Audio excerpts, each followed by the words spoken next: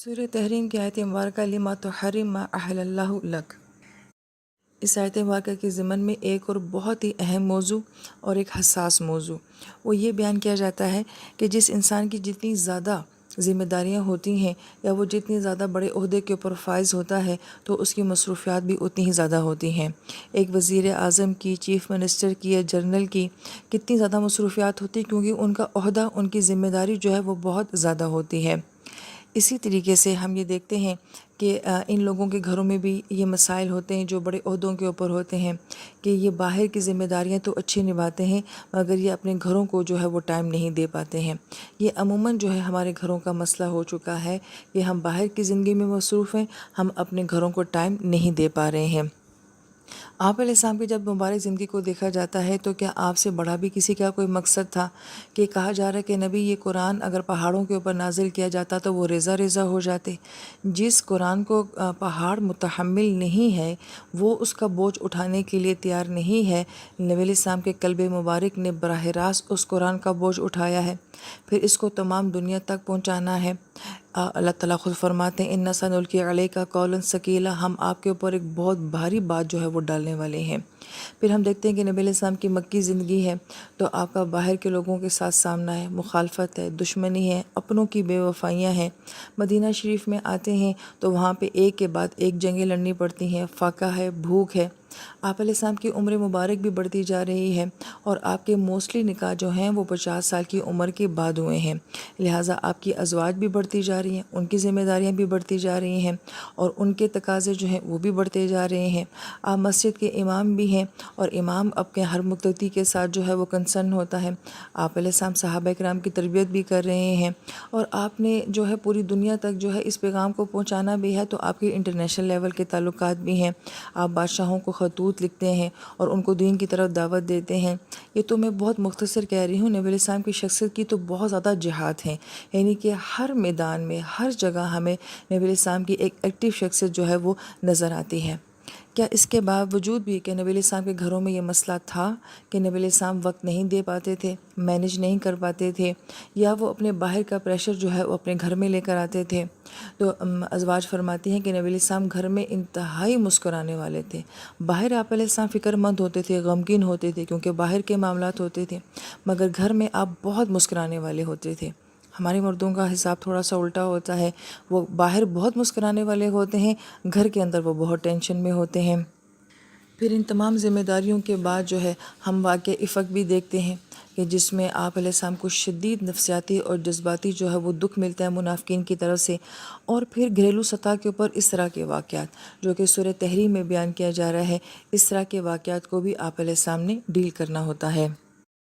اب ہمیں اس آیت مبارکہ کے مزاج کو سمجھنا ہوگا کہ اللہ تعالیٰ نبی علیہ السلام سے یہ فرما رہے ہیں کہ نبی آپ کی اتنی ذمہ داریاں ہیں اور آپ کا اتنا بڑا اور اعلیٰ مقصد ہے، تو یہی بوجھ آپ کے اوپر کافی ہے۔ تو آپ اپنے گھر میں اگر ایسا معاملہ کریں گے کہ جو چیز آپ کے لیے حلال ہے آپ اس کو اپنے اوپر حرام کر لیں گے، تو گویا کہ یہ تو آپ ایکسٹرا قسم کا دباؤ اپنے اوپر لے رہے ہیں، ایک ایکسٹرا قسم کا پریشر اپنے اوپر لے لینا جو کہ اللہ تعالیٰ کی طرف سے ہے ہی نہیں، یہ آپ کے لیے صحیح نہیں ہے۔ گویا کہ نبی علیہ السلام کی تو عظیم سنت یہ تھی کہ آپ اپنی ازواج کو بہت زیادہ خوش رکھتے تھے اور اللہ تعالیٰ کو بھی نبی علیہ السلام کی یہ ادا بہت پسند تھی۔ مگر اس آیت میں اللہ تعالیٰ نبی علیہ السلام سے یہ فرما رہے ہیں کہ نبی آپ اپنی ازواج کو خوش رکھیں، مگر ساتھ آپ کا خود کا خوش رہنا بھی بہت ضروری ہے۔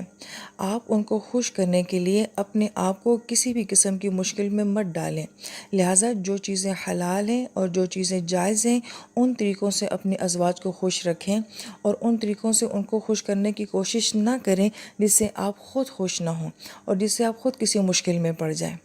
اب یہ کون کہہ رہے ہیں؟ یہ اللہ تعالیٰ فرما رہے ہیں اور نبی علیہ السلام سے فرما رہے ہیں۔ یہ اتنا اہم موضوع ہے کہ ہم اپنے گھروں میں یہ رویے دیکھتے ہیں کہ بعض اوقات ہم سامنے والے کو خوش کرنے کے لیے اپنے آپ کو مشکل میں ڈال دیتے ہیں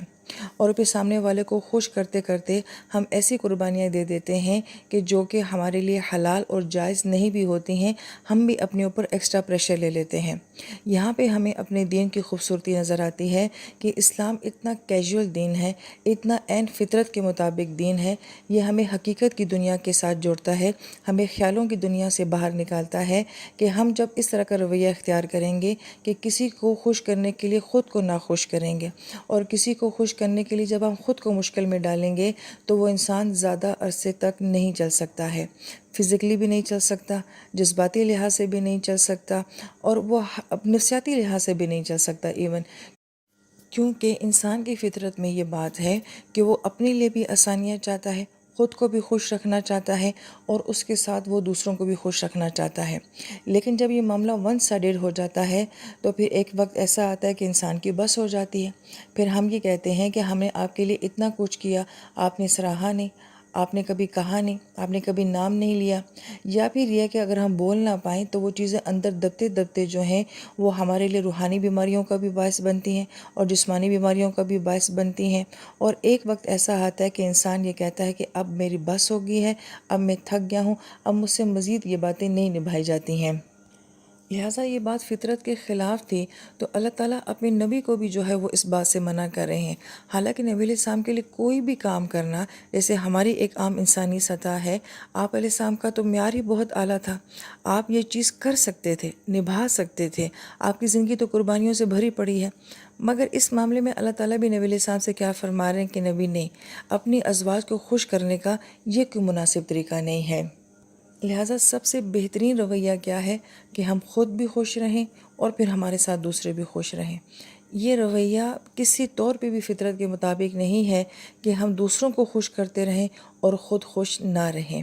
یہ اللہ کا قرآن کہہ رہا ہے۔ اب ہم سب اپنی اپنی زندگیوں کو دیکھیں، اور بالخصوص ہم عورتیں جو ہیں، ہم اپنی زندگی میں کتنا کچھ ایسا کرتی ہیں جو محض دوسروں کی خوشی کے لیے کرتی ہیں۔ یہی وجہ ہے کہ ہم عورتیں بہت جلدی تھک جاتی ہیں، بہت جلدی بیزار ہو جاتی ہیں، اور بہت جلدی نفسیاتی طور پہ جو ہیں ہم اس ساری سچویشن سے پھر بھاگنے کی کوشش کرتے ہیں، کیونکہ یہ فطرت کے خلاف ہی نہیں ہوتا۔